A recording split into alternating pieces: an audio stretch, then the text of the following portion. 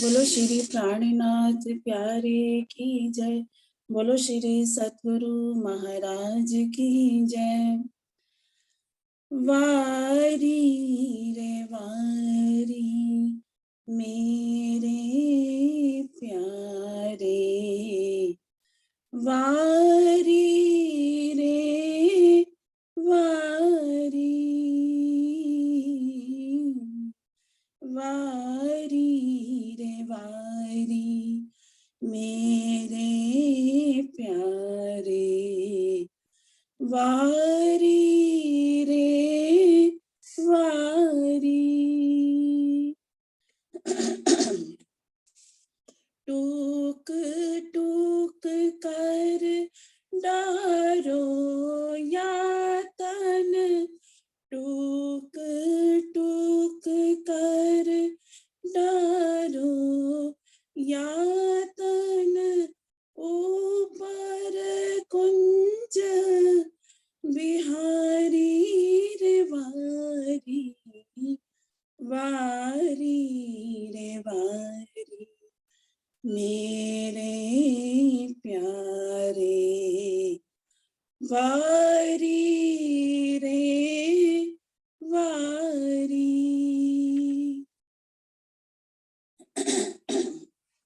सुंदर स्वरूप श्याम श्यामा जी को फेर फेर जाऊं बलिहारी। आ आ आ सुंदर स्वरूप श्याम श्यामा जी को फेर फेर जाऊं बलिहारी। इन दो स्वरूपों दया करी,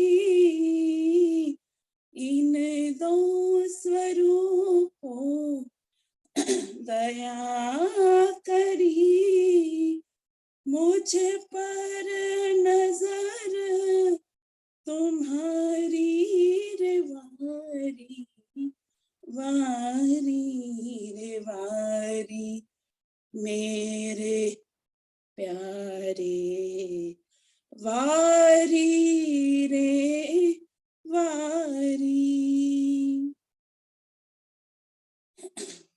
इन जहर जिनी से कोई ना निकस्या, जहर जिनी से कोई ना निकस्या, अमल चढ़्यो अति भारी। आ आ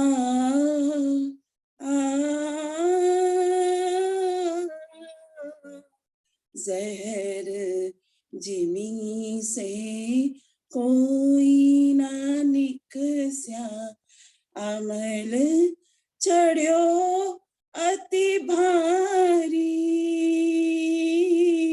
मुझ देखते सैयल मेरी, मुझ देखते सैयल मेरी कहियो जीत के बासी, हारी रे वारी, वारी रे वारी मेरे प्यारे, वारी रे वारी। कारी कुमत खूब कुचल ऐसी, कठिन कठोर हुनारी। आ आ आ कारी कुमत खूब कुचल ऐसी, कठिन कठोर हुनारी। आत्म में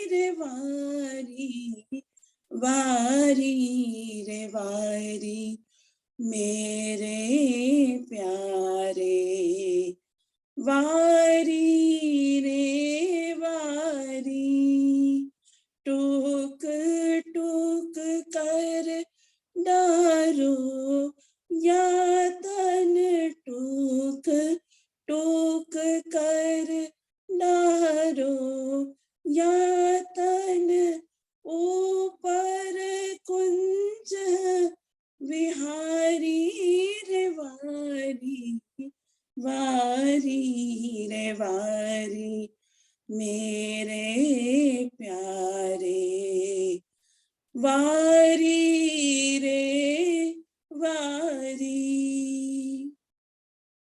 सुंदर स्वरूप सुभग अति उत्तम, मुझ पर कृपा तुम्हारी। आ आ आ,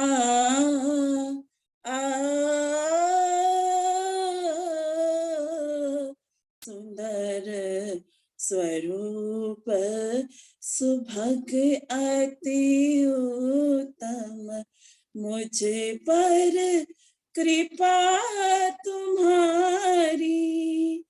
कोट बेर ललिता कुर्बानी, कोट बेर ललिता कुर्बानी, मेरे धनी जी कायम सुख कारी रे वारी, वारी रे वारी, मेरे प्यारे, वारी रे वारी। टूक टूक कर नारो यातन, टूक टूक कर नारो यातन, ऊपर कुंज विहारी रे वारी, वारी रे वारी, मेरे प्यारे, वारी रे वारी, वारी रे वारी। बोलो श्री प्राणनाथ प्यारे की जय, बोलो श्री सतगुरु महाराज की जय, समस्त सुंदर साथ की जय। धन्यवाद क्षमा।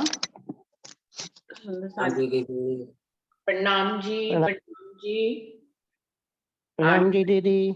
प्रणाम जी, प्रणाम जी। शुरू करते हैं सुंदर साथ जी। प्रथम लागू दुई चरण को, धनिये न छुड़ाइयो खीन, लाख तली लालेरिया, मेरे जीव के ही जीवन, इन पाओ तले पड़ी रहो, धनी नजर खोलो बातून, पालना वालों निरखो नेत्रे, मेरे जीव के ही जीवन, मेरे जीव के ही जीवन। बोलिए श्री प्राणनाथ प्यारे की जय, बोलिए श्री सद्गुरु महाराज की जय।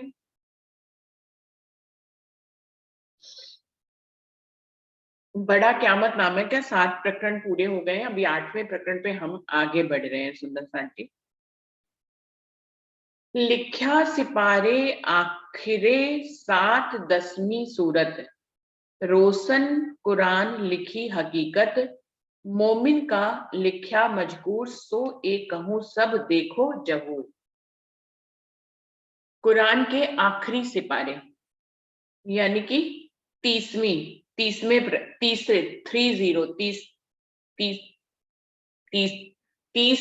प्रकरण की 17वीं सूरत में ऐसा लिखा हुआ है। कुरान में जो हकीकत लिखी है वो उसके आखिरी सिपारे यानी कि 30वें प्रकरण के 17वीं सूरत में ऐसा लिखा हुआ है मोमिनों का मजकूर, मोमिनों की वार्तालाप वहां लिखी है। सो एक कहूं सब देखो जहूर, इंद्रावती जी कह रही हैं कि अब मैं आपको उसको दिखाती हूं, आप ध्यान से उसको समझिए कि 30वें सिकपारे की 17वीं सूरत में मोमिनों के बारे में क्या लिखा है, मैं आपको बताने जा रही हूँ। ये बहुत ही सुंदर प्रकरण है सुंदर साथ जी, और इसमें ब्रह्म आत्माओं को इस दुनिया में कैसी राह चलनी चाहिए, ये इसका वर्णन इस प्रकरण में बहुत ही सुंदर ढंग से है। तो जिसके दिलों में कोई भी संशय हो कि हम प्रेम कैसे पाएं, हम राज्य की चितवन कैसे करें, हम जो राज्य की चितवन में राज्य का दर्शन कैसे करें, दर्शन कैसे उपलब्ध हो सकते हैं, उसके लिए हम क्या कर सकते हैं, हमें कौन सी राह चलनी चाहिए, हम कहाँ से शुरुआत करें, तो इन सब प्रश्नों का उत्तर इस प्रकरण में हमें मिल जाएगा कि कोई भी ऐसी बात नहीं रह जाएगी जो हमें ना पता हो। क्या कह रहे हैं, पाई खलासी मोमिन हुआ मकसूद सबन, ऐसे होवे जो कोई साची बंदगी में सोई। बहुत एक चौपाई के 4 खंड होते हैं, उन 4 खंडों में ये बड़ा क़यामतनामा में इतने कम शब्दों में इस्तेमाल करके बड़ी बड़ी बातें कही हैं। मतलब अगर उन्होंने ये कहा है पाई खलासी मोमिन, तो अब मोमिन इसमें हमें बहुत कुछ ऐसा है जो राजी महाराज ने इशारों के रूप में कहा है और उसको विस्तार रूप से हमें समझना होता है। जैसे कि एक यही शब्द है, जैसे शुरुआत कर रहे हैं पाई खलासी मोमिन, मोमिनों ने खलासी पाई। अब इसका क्या तात्पर्य है सुंदर साथ जी, इस पूरे प्रकरण में ऐसे ही बहुत कम शब्दों में बहुत बड़ी बड़ी बातों का खुलासा किया गया है। अब पूरी वाणी से उसका आधार लेना पड़ता है, उसकी नींव जो होती है, पूरी वाणी जो हम अब तक पढ़ के आए हैं और अब हम कयामतनामे पे आ गए, तो पूरी वाणी में हमें जो कुछ पता लगा है उसको इस बड़ा क़यामतनामा में कम शब्दों में कहा गया है, लेकिन उनका मतलब विस्तार बहुत बड़ा बड़ा है। पाई खलासी मोमिन, मोमिनों ने खलासी पाली, खलासी मतलब होना छुटकारा पा लिया। तो अब किस बात से छुटकारा पा लिया यह हमें खुद से समझना होगा। उन्होंने सिर्फ इतना कह दिया कि पाई खलासी मोमिन, मोमिनों ने, मोमिन निवृत्त हो गए, मोमिनों ने छुटकारा पा लिया, मोमिन निवृत्त हो गए। किस बात से निवृत्त हो गए, वो अपनी शरीयत की बंदगी से निवृत्त हो गए, वो जो ईर्ष्या देश उनके गुणंग इंद्रिय हैं उनसे वो निवृत्त हो गए। पूरी वाणी में इसी तरह की अर्थ किए गए हैं, तो उन्हीं को ही आधारभूत मानते हुए हमें इनको समझना होगा कि पाई मोमिन पाई खलासी मोमिन, मोमिन किस बात से निवृत्त हो गए, मोमिन जो अपनी जाहिरी चाल चलते थे, अपने मन के अधीन चलते थे, अपनी गुणंग इंद्रियों को वश में नहीं कर पाते थे, शरीयत की राह पर चलते थे, इन सबसे मोमिनों ने क्या करा, खलासी पाली, मतलब अब निवृत्त हो गए, अब वो कयामतनामे तक आ गए, अब वो अपने जीव की कायमी करने पे आ गए, अपनी आत्म को परात्म पे मिलाने के आ गए, क्योंकि बड़ा क़यामतनामा में पहुंच गए। ये अंतिम अवस्था है, इस तारतम वाणी की का अंतिम ग्रंथ है। ऐसे ही रूह की अगर वो रात से चले तो ये अंतिम संदेश है राज्य की तरफ से, ये अंतिम सीढ़ी कह सकते हैं कि यहाँ तक पहुंचते पहुंचते वो इतने सारे रास प्रकाश खटरुति किरंतन सनंद परिक्रमा खिलवत सागर सिंगार मार्फत सागर से होती हुई वो बड़ा क़यामतनामा पे पहुंची है। तो पाई खलासी मोमिन, मोमिन निवृत्त हो गए, हुआ मकसूद सबन। अब मोमिन जब इन सब चीजों से खलास हो गए यानी कि निवृत्त हो गए, इन सब चीजों को उन्होंने छोड़ दिया, हुआ मकसूद सबन। ये कब होगा उनके साथ, जब उनको सब कुछ मकसूद, मकसूद माने निर्णय हो जाएगा जिसमें कोई संशय नहीं रहता। अब बड़ा क़यामतनामा तक आते आते रूह की मंजिल में क्या संशय रह जाएगा, जब रूह यहाँ तक पहुंच जाएगी अपनी आत्मिक चाल से। ये कोई जाहिरी बात नहीं करे कि आप पढ़ते पढ़ते रात से चौपाइयों को पढ़ते पढ़ते बड़ा क़यामत तक नामा तक आ गए, इससे कोई मतलब नहीं है। जबकि जाहिरी रूप में तो हमें ऐसे ही चलना पड़ेगा कि हम चौपाइयों को समझेंगे और पढ़ेंगे और आगे बढ़ेंगे, लेकिन ये आत्मिक चाल की बात कही जा रही है, हुआ मकसूद सबन। अब यहाँ तक आते आते रूह को सब कुछ निश्चित हो गया, मकसूद माने दृढ़ निश्चय, सब कुछ पता लग गया, अब कुछ ऐसा नहीं रह गया जिसमें उनको कोई संशय हो। तो क्या मकसूद करा है रूह, जब बड़ा क़यामतनामा तक पहुंची रात से, तो उसने क्या मकसूद कर लिया, क्या खजाना, क्या मक्खन निकाला, पूरी वाणी का क्या सार निकाला। पूरी वाणी का सार तो सिर्फ राज्य ही है। एक शब्द की बात है, हम कितना भी पढ़ ले, हम कितने भी अर्थ कर ले, हम कितने टीके पढ़ ले सुंदर साची, लेकिन हर किसी का अंतिम रहस्य जो है, अंतिम बात अगर जो खत्म होती है, सब जाके कितनी भी बातें हो, कितने भी अर्थ हो, कितनी भी चौपाइयां हो, कितनी भी चालें हो, शरीयत हो, तरीकत हो, हकीकत हो, सब जाकर कहाँ खत्म होते हैं? राज्य महाराज। सबसे बड़ी मार्फत, सबसे बड़ा गुज भेद जो है, हम इतने सारी चौपाइयां पढ़ते हैं, हम इतने सारे अर्थ पढ़ते हैं, लेकिन हमने एक राज्य को जान लिया, एक राज्य को समझ लिया, तो सब कुछ वहीं पर ही खत्म हो जाता है। इसी बात को वो इन दो चौपाई के पहले दो खंडों में दर्शा रहे हैं। पाई खलासी मोमिन हुए मकसूद सबन, उनको उनके दिल में सब कुछ मकसूद हो गया, सब कुछ निर्धारित हो गया। परम राजी महाराज को वो पहचान गए, परम धाम को पहचान गए, 25 पक्षों को पहचान गए, राज्य के स्वरूप श्रृंगार वाहिदत खिलवत निस्बत सबको पहचान गए। और ये कब पहचाने? जब ये पहचान होएगी तो अपने आप ही गुणन इंद्रियों से परे हो जाएगा, आयतम जीव से परे हो जाएगी, वो अब सबसे खलासी उसकी हो जाएगी। ऐसा होवे जो कोई साची बंदगी में सोई, जो कोई ऐसा होवे, जो कोई ऐसी कोई जो हो, वो सच्ची बंदगी में वही है, समझ लीजिए।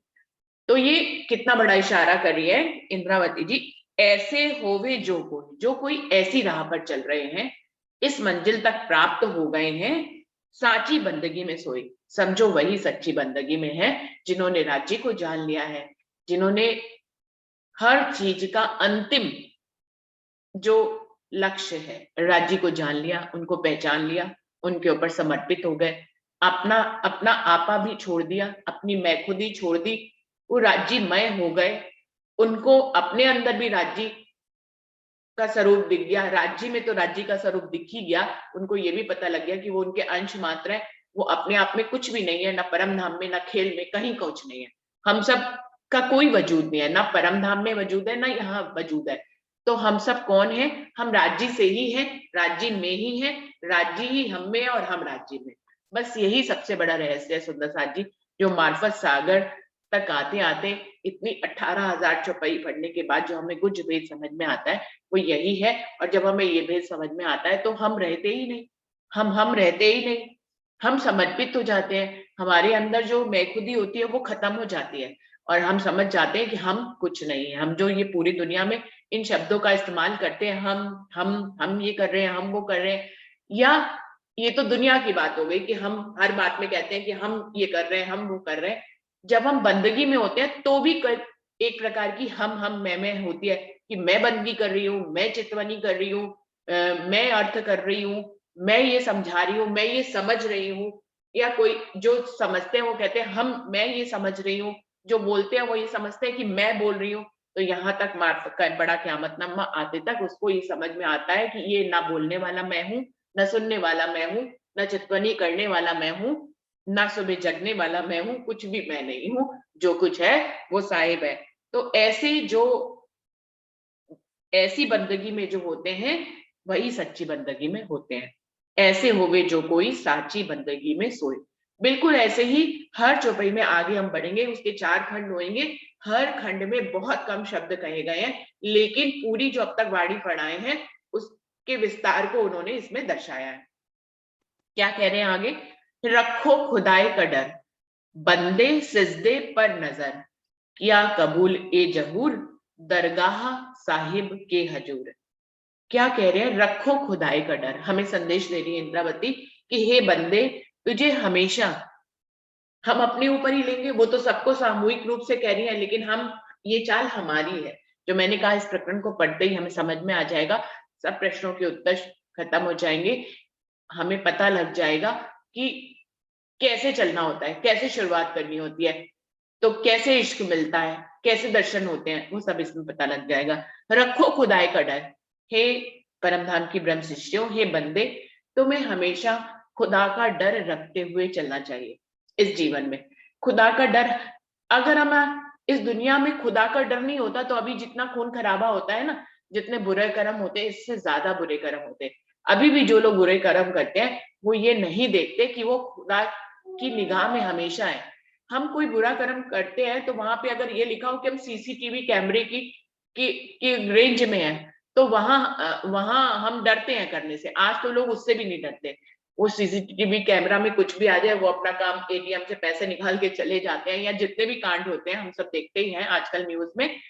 तो सीसीटीवी कैमरे में भी आते हैं, वो उसको भी धोखा दे देते हैं, वो उसकी तरफ अपना पीठ कर लेते हैं जिससे उनकी शक्ल नहीं आती। वो कहते हैं कि हम एटीएम से पैसे निकाल रहे हैं ये तो दिखेगा, लेकिन हम हैं कौन ये नहीं दिखेगा। वो कैमरे को पहरे पर रख लेते हैं। तो ये बुद्धि हमें इतनी आगे हमारी चली गई है कि हम कैमरे को भी धोखा देना चाहते हैं, और ऐसा कांड बहुत हो रहा है। तो बिल्कुल ऐसे ही दुनिया में कह रहे हैं कि हम खुदा की नजर में हर पल हर घड़ी हैं। हमें ये जानना चाहिए कि हम खुदा के निगाह रूपी कैमरे से एक पल के लिए भी अलग नहीं हो सकते। हम चाहे अकेले हों, चाहे हम 1000 लोगों के साथ में हो। हम जब अकेले होते तो हमें लगता कोई नहीं देख रहा, सब तरफ दीवारें हैं, लेकिन खुदा हमें देख रहा होता है। तो कह रहे हैं हर समय तुम्हें इस बात का एहसास बना रहना चाहिए, इसीलिए तुम्हें अपने आप को किसी भी बदफैल में ना फंसाकर खुदा के डर को लेते हुए चलना चाहिए। अब सुंदर साथ हम कहेंगे कि हमें तो पूरी वाणी में ये बताया कि धनी से प्रेम करना चाहिए, डरना नहीं चाहिए। तो ये बात किस लिए है कि रहना तो धनी के प्रेम में है, लेकिन डरना किस बात से है कि हमारा जो यहाँ पर मन है, जो हमारे अंदर जीव है, उसके ऊपर बैठक किसकी है? अबलीस की है। तो हमें अबलीस हमेशा गलत कामों की तरफ ले जाता है। अब सुंदर साथ जी अगर देखें, हम अगर बहुत बहुत बड़े बड़े गलत कामों की तरफ नहीं जाते, हम इतना राज्य से जुड़े रहते हैं कि हम बहुत बड़े बड़े गलत कामों की तरफ नहीं जाते, मतलब हम किसी का खून नहीं कर देते, हम कोई एटीएम नहीं लूट लेते, लेकिन छोटे छोटे बदफैल के काम हमारे दिल में आज भी आते हैं। अगर हम सब अपने आप को परखें तो छोटे छोटे बातें हमारे दिल में आती हैं। जैसे मेरे दिल में यही आ गया कि फला मोमिन है, उनके अंदर बड़ा अहंकार है, वो बोलते हैं और हमेशा अपने लिए हम क्या सोचते हैं कि हमने तो सब कुछ छोड़ दिया, हमारे अंदर तो कोई अहंकार नहीं है। लेकिन अगर हमारे अंदर अहंकार नहीं है तो फिर हम दूसरे के अहंकार को कैसे देख लेते हैं? हम देख लेते हैं, हमारे अंदर अभी भी है, तभी तो हम दूसरे के अंदर अहंकार देख रहे हैं। हमारा अहंकार उनके अहंकार को देख रहा है, लेकिन वो संतुष्टि क्या करता है कि भैया उनके अंदर अहंकार है, हमारे अंदर कोई अहंकार नहीं है। तो अहंकार है तभी वो सामने वाले के अंदर देख पा रहा है। यदि हम अहंकार से ही छूट गए, हम राज्य से बिल्कुल ही समर्पित हो गए, हमारे अंदर कोई मैं खुदी नहीं रही, तो फिर हम मैं खुदी को देख भी कैसे पाएंगे? मैं खुदी तो खत्म ही कर दी ना हमने, बिल्कुल मार दी, हमारे अंदर है ही नहीं मैं खुदी। तो फिर हम दूसरे की मैं खुदी भी नहीं देख पाएंगे। हम तब तक ही दूसरे की अहंकार को देख पाते हैं जब तक हमारे अंदर अहंकार होते हैं। तो ये बहुत महीन महीन गलतियां हैं, ये बहुत महीन महीन बुरे कर्म हैं जो आज भी हम वाणी पढ़ते हैं तो भी हमारे अंदर आ जाते हैं।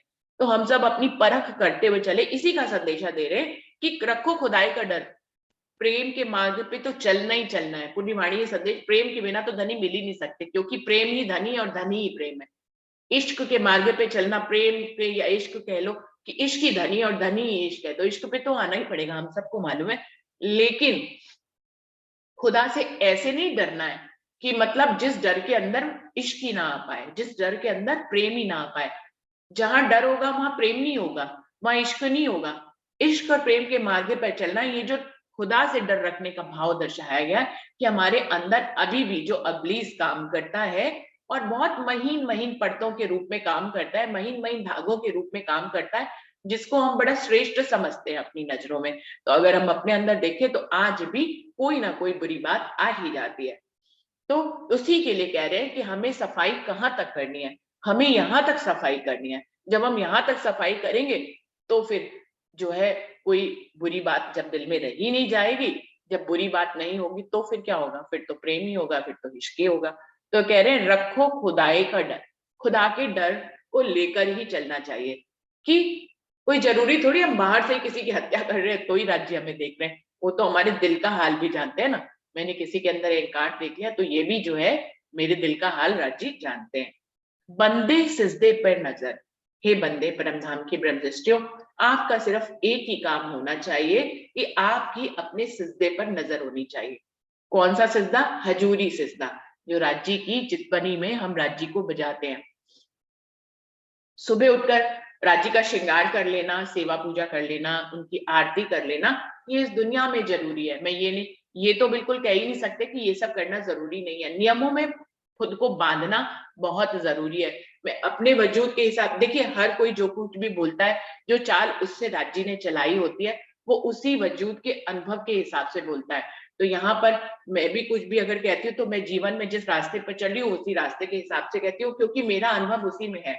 तो सुंदर साथ जी किन्हीं औरों का अनुभव मेरे साथ मैच भी कर सकता है, किसी का नहीं भी मैच कर सकता है।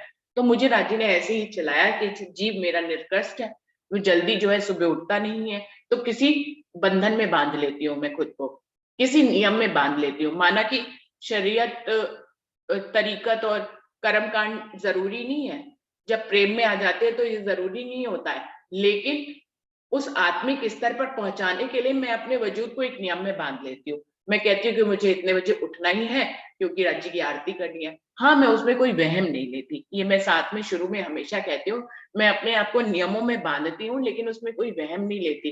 किसी दिन तबियत खराब है, मैं नहीं उठ पाई, तो इसमें मुझे कोई वहम नहीं होगा कि मैंने आज राज्य की सेवा पूजा नहीं करी, आज उनका श्रृंगार नहीं किया, आरती नहीं किया, तो कोई बात नहीं, ये वजूद है यहाँ का, कैसा भी चल सकता है। तो नियमों में बांध के मैं अपने जीव को चलाती हूँ। उसमें कोई भी नियम हो सकता है। मे बी ये जूम की जो बैठक है, इसमें हर कोई छुट्टी कर सकता है, मैं नहीं कर सकती। तो मेरा क्या है कि मुझे तो रोज उठना ही उठना है। तो ये इस नियम में मैं बंध गई तो बस बंध गई। मैंने बीच में, सुंदर साथ याद होगा, कि एक संडे की छुट्टी लेने की कोशिश करी थी कि मैं संडे को चलो नहीं करूंगी, तो वो इंदु दीदी का टर्न लग गया सैटरडे संडे, तो अब क्या हो गया, मुझे तो तब भी उठना है। तो मैं इशारा देखती हूँ राज्य का कि राज्य मुझे नियमों में बांध कर और अपनी तरफ लगाए रखते हैं किसी भी तरह से। अब मैंने संडे को छुट्टी लेनी चाहिए तो राज्य ने नहीं दी। ये मैं ये नहीं कह रही कि आप लोगों ने नहीं दी या नहीं दी, ये राज्य का हुक्म है, वो मुझे छुट्टी देते ही नहीं, तो काम ही खत्म हो गया। अब मुझे समझ में आ गया कि मुझे छुट्टी नहीं लेनी है, तो मैं चलती चली जाती हूँ। तो बंदे सजदे पे नजर रखो, खुदाए का डर, बंदे सजदे पर नजर। सजदे पे नजर ब्रह्म शिष्यों की होनी चाहिए। किया कबूल ए जहूर, दरगाह साहिब के हजूर। अब आगे लिंक मिलाते हुए ही कहेंगे, किया कबूल ए जहूर। जब ये इस राह पर रूह पहुंच जाती है, वो अपनी महीन महीन बातों के लिए भी ये जान जाती है कि खुदा का डर उसको बना रहता है कि मैं अपने दिल में भी ये कुफ्र की बात ना लाऊं, मैं अपने दिल में भी कोई बुरी बात ना लाऊं। माना कि मैंने कर्म में नहीं किया, मैंने अपने अंगों से कोई कुफ्र नहीं किया, लेकिन मेरे दिल में भी कोई बुरी बात आ गई, तो इस बात का भी वो सफाई करती रहती है। उसको राजी महाराज का डर बना रहता है कि वो तो मेरे दिल को भी देख लेंगे, मुझे ऐसा दिल में भी नहीं लाना है, मुझे दिल में भी ऐसा भाव नहीं लाना, कोई निगेटिव बात मुझे अपने दिल में नहीं लानी है। इस तरह का डर रखकर और अपनी नजर सिर्फ राज्य के ही हजूर सिजदे में लगाए रखिए। उसको सिर्फ एक काम है कि मैं अपने हर कर्म में सिर्फ राज्य का शुक्रिया अदा करूंगी, मैं राज्य की बंदगी करूंगी, उन्हीं को सजदा करूंगी। मैं इस तरफ अपनी बातों को सोचूंगी ही नहीं। जो छोटी छोटी सी भी खराबियां मेरे दिल में आती हैं, उनको नहीं आने दूंगी। उनको ना आने का सिर्फ एक ही उपाय है कि मैं हर समय राज्य की बंदगी में लगी रहूं। जाहिरी रूप में तो लगी रहूं, बातूनी रूप में लगी रहूं। मैं ऐसा सोचती हूँ कि मैं अगर ऑफिस जा रही हूँ तो मैं वहां पर भी राज्य को अपने साथ ही रखूं, अपने दिल में ही रखूं। क्योंकि हम क्या करते हैं कि हम दुनिया के कामों में राज्य को भूल जाते हैं, हम उनको अपने साथ रखना भूल जाते हैं। और हम अपने साथ क्या रखना भूल जाते हैं, राज्य का ऐसा हुक्म होता है तो हम रखना भूल जाते हैं। तो अब मैं प्रयास पूर्वक जैसे जैसे आगे बढ़ती हूँ तो ऐसा सब रखती हूँ कि मैं अपने हर कर्म में राज्य को साथ में रखूंगी। जब राज्य साथ में रहेंगे तो कुफ्र नहीं आएगा। जैसे ही मैं राज्य को भूलती हूँ, पल भर में मान लीजिए मैं कोई काउंसलिंग करने लग गई, उस पल में मैं काउंसलिंग में मेरा दिमाग चला चला गया और राज्य हट गए, उसी समय कोई कुफ्र। उसके बाद जैसे ही निवृत्त होती हूँ, अभी राज्य को वापस बुलाने नहीं पाती हूँ, कोई बात खराब दिल में आ जाती है तो मन खराब हो जाता है। तो राज्य को सिर्फ एक ही काम है कि कुफ्र कोई दिल में ना आए, कोई कुफ्र की सोच हमारे दिल में ना आए, इसके लिए हम हर समय राज्य को सोचें, राज्य का विचार करें। मैं उनकी किसी चौपाई का विचार करूं, तो इस तरह से अपने आप को बांध के रखना पड़ता है। तो किया कबूल ए जहूर, जो यहाँ तक पहुंच जाते हैं उनका सब कुछ कबूल हो जाता है। जो इस जहूर में, मतलब इस स्थिति तक अपने आप को पहुंचाते हैं, किया कबूले जहूर, वो उनकी ऐसी बंदगी हमेशा ही कबूल हो जाती है। दरगाह साहिब की हजूर, वही रूहें जो है साहिब के हजूर दरगाह परम धाम में हजूर बंदगी करती हैं, हजूर सजदा बजाती हैं रूहें। तो अब दोबारा से पूरे चौपाई को, रखो खुदाए का डर, बंदे सिजदे पर नजर, किया कबूल ए जहूर दरगाह साहिब की हजूर। जो इतना सब कुछ बोला शब्दों में, तो पूरी चौपाई अगर 4 खंडों में पढ़े तो इतना सब कुछ समझ में नहीं आता है, तो उसको पूरी वाणी के आधार पर उसको आगे हम समझते हैं। पैगंबर हजरत निमाज अदा इन सरत, ऊपर से आयत आई तब नजर आसमान से फिर आई। सुनो साथ जी, ऐसा देखा जाता है कि खुदा को हमेशा ऊंचा माना जाता है। ये हमारी तो बात है ही है कि पूरे ब्रह्मांड की ऐसी बात है कि हर कोई जब खुदा की बात करता है तो ऐसे ऊपर की तरफ देखता है, उसको लगता है कि भाई खुदा ऊपर ही होगा, नीचे तो होने का मतलब नहीं है। हमको नहीं मालूम कि हम ऊपर नीचे अंदर बाहर सब तरफ से खुदा से ही जुड़े हुए हैं। हम चाहे ऊपर देखें, चाहे हम नीचे देखें, हम अपने दाएं देखें, हम अपने बाएं देखें, हम अपने अंदर देखें, हम अपने बाहर देखें, तो हम सब तरफ जो है खुदा से ही घिरे हुए हैं। तो कह रहे हैं कि मोहम्मद हजरत पैगंबर जो है जब नमाज अदा करते थे, अब मुसलमानों को भी देखिए वो ऐसे ही तो नमाज अदा करते हैं, और फिर ऐसे करते हैं, फिर ऐसे करते हैं, फिर ऐसे करते हैं, फिर ऐसे करते हैं, फिर बार बार ऐसे करते हैं, फिर ऐसे सिजदा भी बजाते हैं कि उसको ऊपर मानकर हम उसके चरणों में सिजदा बजा रहे हैं, ऐसा हम करते हैं। हम लोग भी ऐसा करते हैं, राज्य को हम भले चाहे ऐसे ना करते हो तो हम लोग ऐसे करते हैं। हम राज्य को सामने उनका श्रृंगार होता है तो हम राज्य को ऐसे प्रणाम करते हैं, फिर उनके चरणों का भाव लेकर हम ऐसे मत्था टेकते हैं। तो कह रहे हैं कि मोहम्मद साहब जब नमाज अदा करते थे इसी तरह से, वो तो राज्य के ही स्वरूप थे, हमेशा से बसरी सूरत क्या है, राज्य के ही स्वरूप है। तो वो हमेशा जब भी नमाज अदा करते थे तो ऊपर उनके लिए एक आयत आई, तब नजर आसमान से फिर आई। वो कह रहे हैं वो जब ऐसे अदा करते थे नमाज तो एक आयत उनको आई, हमेशा जब्राइल फरिश्ता मोहम्मद साहब को आयतों के माध्यम से खुदा के पैगाम देते रहते थे। ये हम लोग अभी मार्शल सागर में भी पढ़ के आए हैं कि जब कभी मोहम्मद साहब पूछा करते थे अपने पीछे चलने वाले अनुयायियों से कि तुम लोग न्याय कैसे करोगे, तो वो कहते थे कि नहीं, मैं न्याय की इस बात को नहीं लूंगा। उनका पुत्र कहता है मेरे पिता तो इसलिए न्याय सही कर पाते थे, वो प्रसंग याद करें कि मेरे पिता के सर पर तो जब्राइल थे, वो उनको सही राह दिखाते थे, और मैं अपनी अकल से कैसे न्याय करूंगा, तो मैं इस न्याय की साहिबी को नहीं लूंगा, इस गद्दी को मैं नहीं लूंगा। तो बिल्कुल ऐसे ही बात है कि हमेशा मोहम्मद साहब के साथ भी जब्राइल फरिश्ता तो रहता ही था, तो जब्राइल फरिश्ता हमेशा जो है राज्य महाराज की बातों को मोहम्मद साहब तक पहुंचाता था। तो एक आयत आई, ऊपर से आयत आई, ऊपर से एक आयत आई जब वो नमाज इस ढंग से अदा करते थे, तब नजर आसमान से फिर आई। अब आगे उन्होंने ये कह दिया कि उस आयत के बाद उन्होंने आसमान की तरफ नजर करना बंद कर दिया। अब इसमें सारी बात हमें खुद से ही समझनी है अपने शब्दों में। कह रहे पैगंबर हजरत नमाज अदा इन सनत, वो इस शर्त से इसी ढंग से वो नमाज अदा करते थे जैसे सारे ऐसे करके। ऊपर से आयत आई तो ऊपर से जब्राइल फरिश्ते के द्वारा एक आयत आई, तब नजर आसमान से फिर आई, उन्होंने आसमान से अपनी नजर को हटा लिया। अब इसका भाव हमें समझना होगा कि वो आसमान की तरफ क्यों देखते थे और फिर बाद में आसमान की तरफ देखना उन्होंने क्यों बंद कर दिया उस आयत के बाद से। तो पूरी वाणी हम पढ़ के आए हैं, तो उससे ही हम इसका सार निकालेंगे कि पहले खुदा को ऊंचा भाव लेकर हमेशा उसको ऊपर समझा जाता है, पूरा ब्रह्मांड इसी तरह से समझता है, और सबकी बंदगी करने की जो अदा है, जो तरीका है, वो ऐसा ही है कि खुदा को ऊपर से, ऊपर अपने से सर्वोपरि बिल्कुल उच्चतम स्थान पर मानना और इस तरह से उनकी बंदगी करना और फिर उनके चरणों में झुकना। ये एक बेसिक तरीका है खुदा की बंदगी का। लेकिन बातूनी अर्थों में खुदा की बंदगी अपने दिल में करनी चाहिए। एक भजन भी है, जब झुकाया सर जरा सा और तुमको देख लिया, दूर क्या नजदीक क्या कहने की ये बात है, मेरे खुदा से तो मेरा हमेशगी का साथ है। ये मैं दूसरी लाइन बोल गई। एक लाइन में ये भी है कि जब झुकाया सर जरा सा और तुमको देख लिया, कि तुम तो मेरे दिल को ही अश करके बैठे हो, मैं जब चाहूं अपना सर झुकाऊं और तुम्हारा दीदार कर लूं। तो कह रहे हैं कि जब ऊपर से ये आयत आई कि हे मोहम्मद, तुझे बंदगी अपने दिल में करनी है, तुझे बंदगी आसमान में नहीं करनी है, तुझे बंदगी अपने दिल में करनी है। क्योंकि सुंदर साथ जी यहाँ पे पूरी वाणी में हमें संदेश यही दिया है कि राज्य हमारे दिल में ही सबविध वतन सहित आए हैं। तो जब वो हमारे दिल में आए तो हमें बंदगी भी कहाँ बचानी है, अपने दिल पे बचानी है। तो हमें सारा फोकस, अपना ध्यान केंद्रित कहाँ करना है, अपने दिल पे करना है।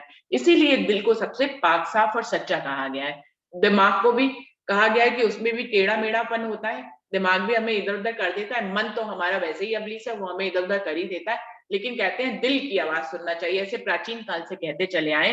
क्यों ये बात क्यों है? क्योंकि दिल ही सबसे पाक साफ स्थान होता है जहां पर राज्य की बैठक होती है। तो वो कह रहे हैं कि तब नजर आसमान से फिराई। उसके बाद से मोहम्मद ने जो है आसमान की तरफ खुदा को देखकर सिजदा करना बंद कर दिया और वो अपने दिल, अर्श रूपी दिल पर सिजदा बजाने लग गए। क्या सिजदा मूल वतन, जो दरगाह बड़ी है रोशन, यूं कया बीच लबाब ए हमेशा मूल सबाब। क्या कहा गया है? क्या सिजदा मूल वतन। इस प्रकार से उन्होंने आसमान से अपनी नजर को हटाकर अपने दिल में जो मूल वतन है वहां पर सिजदा करना शुरू किया। किया सिजदा मूल वतन, मूल परम धाम। हमारा मूल वतन क्या है? परम धाम। वहां पर पैगंबर हजरत ने सिजदा किया। या आज भी ब्रह्म सृष्टि उनके बताए हुए रास्तों पर चलते हुए आज सिजदा कहाँ कर रही है? किया सिजदा मूल वतन, अखंड परम धाम जो हमारा मूल घर है वहां पर सिजदा किया। जो दरगाह बड़ी है रोशन, ये वही दरगाह है, ये वही परम धाम है जो सबसे रोशन है, सबसे ऊपर है, जहां पर अक्षरातीत पूर्ण पारब्रह्म निवास करते हैं। हम रूहें जहां पर श्यामा मनानी के साथ उनकी वाहिदत में रहते हैं। ऐसे परम धाम में सिजदा, मूल वतन में, ऐसी दरगाह में, ऐसे मूल वतन में सिजदा करना चाहिए। यूं कया बीच लबाब, एक किताब है जिस लबाब किताब में इस तरह से कहा गया है, ये हमेशा मूल सबाब, जो इस तरह की बंदगी करते हैं, मतलब आसमान की तरफ बंदगी ना कर कर अपने हृदय रूपी मूल वतन में, जहां सब वतन सहित राज्य बैठे हैं, उस हृदय पे जाकर उस परम धाम में अक्षरति पूर्ण पारब्रह्म अपने धनी को सिजदा बजाते हैं। ये हमेशा मूल सबाब, उन रूहों को हमेशा सबाब मतलब सुख और शांति और आनंद प्राप्त होता है। अपने हृदय रूपी दिल अर्श में जहां राज्य ने अपनी सभी वतन सहित बैठक करी है, वहां पर जो रूहें सिजदा बजाती हैं, ये हमेशा मूल सबाब, उनको हमेशा सबाब मिलता है। ये बात इशारे के रूप में लबाब नाम की किताब में कही गई है। जो बका साहिब का घर, रखो दीदे धनी नजर, ये सिजदा तब पाइए, खूबी घर की देखी चाहिए। जो बका साहिब का घर, वो साहिब का घर अखंड परम धाम जो हमेशा से अखंड है। रखो दीदे धनी नजर, अपनी दीदो मतलब अपनी निगाह को, अपने नैनों को, अपनी आंखों को और अपनी नजर को उन धनी पर और उस अखंड घर पर रखनी चाहिए हर रोज को। जो बका साहिब का घर, जो साहिब का अखंड घर है, रखो दीदे धनी नजर, अपनी दीदों और अपनी नजर को, अपनी निगाहों और अपनी नजर को ऐसे धनी के ऊपर टिका कर रखो हर पल हर घड़ी। और जब हम ऐसे टिका कर रखेंगे, और वो कहाँ है? वो हमारे दिल पर है।